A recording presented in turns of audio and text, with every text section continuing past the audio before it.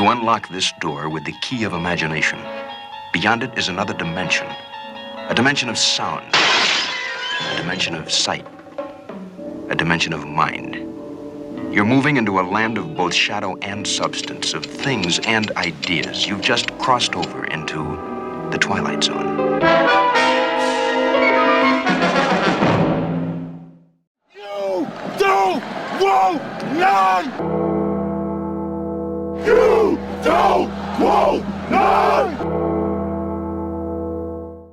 What's going on, Tar Heel Nation? It is your favorite North Carolinian, Russ, the Tar Heel, and welcome to the men's department of Carolina Athletics, man, where your feelings don't matter, neither do mine, and everyone's opinion is welcome, no matter how preposterous it is, including my very own, man. Game 10, Russ'S Rant. Carolina dropped a huge game against Wake Forest. I've already talked about the issues I have with that game, man, both for North Carolina, Wake Forest, the ACC refs, etc., man. But this segment is going to be about focusing inwardly on us, man. And I'm going to go ahead and start with Coach Belichick, dude. So go ahead and buckle your daggone seatbelt, man.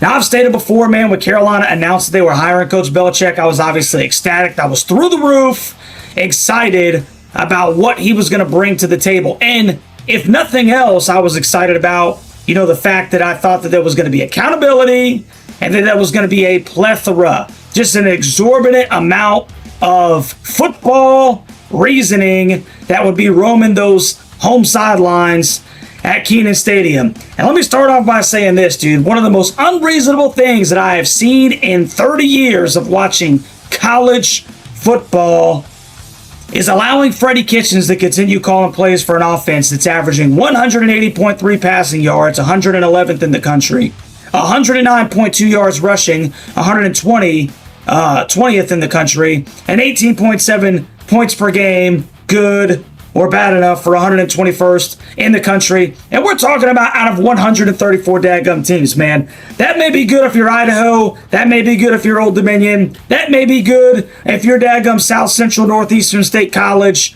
out of upstate New York. But this is the University of North Carolina, one of the biggest brands in all of college athletics, and it makes absolutely zero sense, man.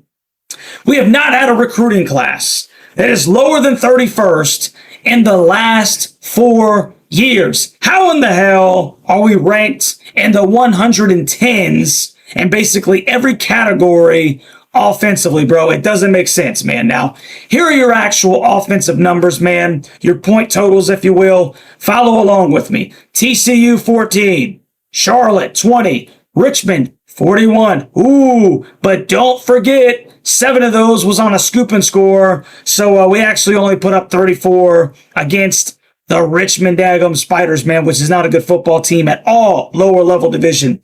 UCF 9, Clemson 10, Cal 18, Virginia 16, and 6 of those were in overtime. Syracuse 27, Stanford 20, and Wake freaking Forest, dude, a staggering 12. That is an average of an astounding 18 points per game. But yet, he still got the stinking play call sheet. He's still calling the plays, man. Between the 20s, inside the 20s, it doesn't matter. Freddie Kitchens is apparently our guy, man.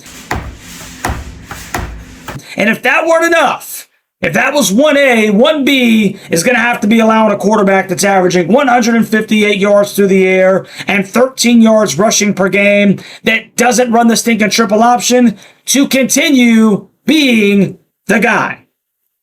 Gio Lopez has 8 touchdowns through the air, 2 touchdowns on the ground, just over 1 touchdown accounted for per game that he's played, and we're 4-6.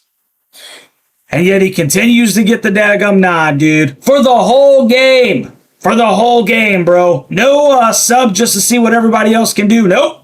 It's stinking Gio or die. It's Freddie or stinking die. You can't make this stuff up, man. Now, I've heard Michael Lombardi talk about, having to be the one to walk into the locker room and tell the guys, who is the person that gives us the best opportunity to win football games. And, if one of the other guys was earning the spot, they would be the stinking starter. But goodness gracious, bro, are you seriously trying to convince me that Max Johnson, who I personally have on firsthand account, firsthand knowledge of this, that he has been 100% healthy for the duration of the season, that same Max Johnson who started at LSU and Texas A&M, or the two four-star guys that we have that are supposed to be the future of the program, Torrey Newkirk and Bryce Baker, are you trying to tell me that those two young men or Max Johnson can't throw a couple of swing passes to the backside of the backfield or, hit a couple of receivers on comeback routes like Gio Lopez seems to do night in and night out? I mean, just to get some daggone burn. I mean, newsflash, dude. If they played the last two games of the season, guess what? They get to retain their stinking red shirt and they get a little bit stinking burn to see what they can do when the lights are stinking on, man. It's stinking crazy, bro. I mean, I want to bring up a guy to Coach Belichick, man, a guy named Darian Durant. You ever heard of that guy, Darian Durant? The dude that split time with Ronald Curry back in 2001 as a freshman? The same Darian Durant that was, commonly known as a guy that did not practice very well at all. But when those stinking lights came on, baby, my guy could work some daggum magic. Still, some of the fondest memories as a Tar Heel for me, man, were watching stinking Darian Durant spin that daggum thing, dude. Thank the Lord in heaven that he wasn't held back because he didn't earn it in practice, dude. We're talking about practice. We're talking about practice, man. Now, some guys, they perform when the lights are stinking on. Might not practice well, bro, but when them lights come on, dude, they are hoopers. And some guys are practice team All-Americans, bro. They are practice player All-Americans. And when those lights come on, dude, they stinking underperform, man. I'm just saying, okay? I am just stinking saying you can't just take everything out of, he practices well. That's going to translate over to Saturdays. Apparently not. You cannot make this crap up, dude. Now, I'm saying, man, how can we see so much progress on the defensive side of the football only to see the uttermost incompetence on the offensive side, bro? And yes, I am starting to look at you, Coach Belichick. Probably should have done that a couple of games ago, but you're really starting to really starting to get into the old binos, if you know what I mean, man. I mean, I feel like I'm in the stinking Twilight Zone, bro. It inevitably has to come back to you, Coach Belichick.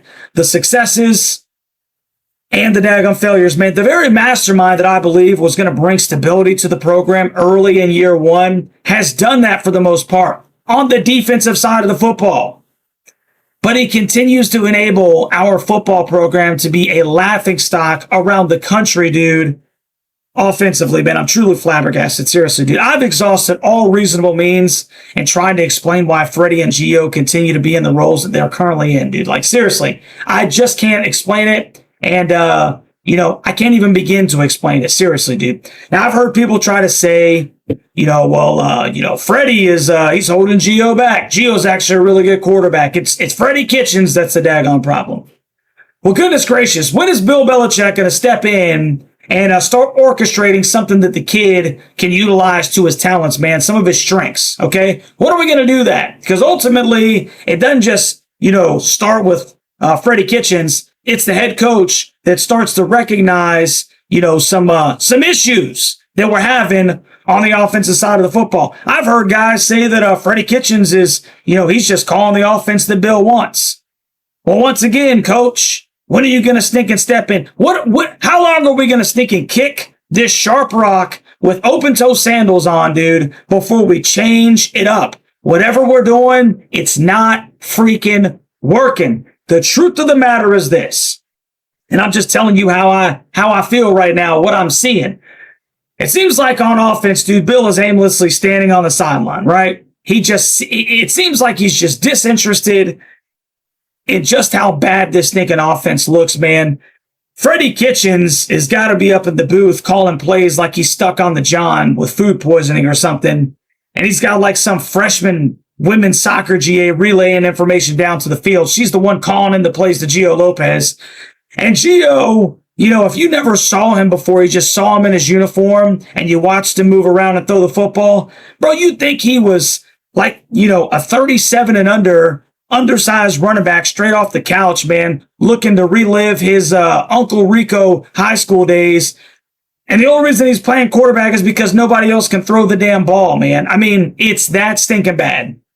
It's that stinking bad. Everyone on that side of the football appears to be absolutely out of their freaking element, man. And the person that I'm becoming increasingly frustrated with the most is Coach, because he has the power to change it. And for whatever freaking reason, bro, he will not. Now, I'm not even close to being one of those people that's like over the hill. I'm past the point of return. I don't want Coach Belichick here. No, I am very proud that he is our football coach. And I really could give two rips less what, people think about him as a person. Mac Brown was a baby kisser. He could run for daggone public office, bro. But those last few years, he was not a good football coach.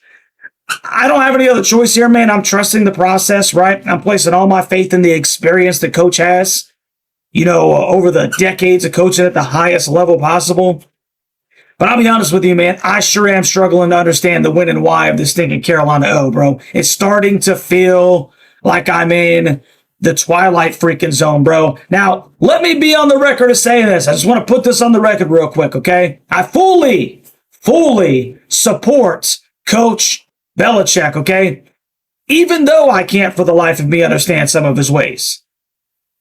But also let me be on the record as saying this, okay? As a diehard Carolina football fan, bro, you better not get swept by Wake, Duke, and State. You better not get swept by Wake, Duke, and State. We have already dropped the Wake game. You better get my victory bell back. And you better help us get to Raleigh and stinking beat the Wolfsack, bro.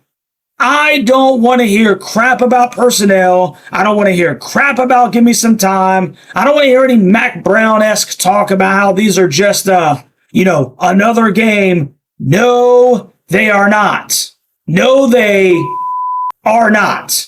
These are the games, especially in 2025, when you're only 4-6, bro. Find a way, period.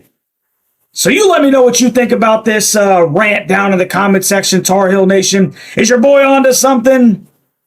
Or is your boy on something, man? Do me a favor as you're heading out, dude. Like the daggone video. That's, of course, if you stinking liked it. If you didn't like it anyway. Share it with your friends, dude. And subscribe to the channel. Thank you once again for visiting the men's department of the Tar Heel Huddle.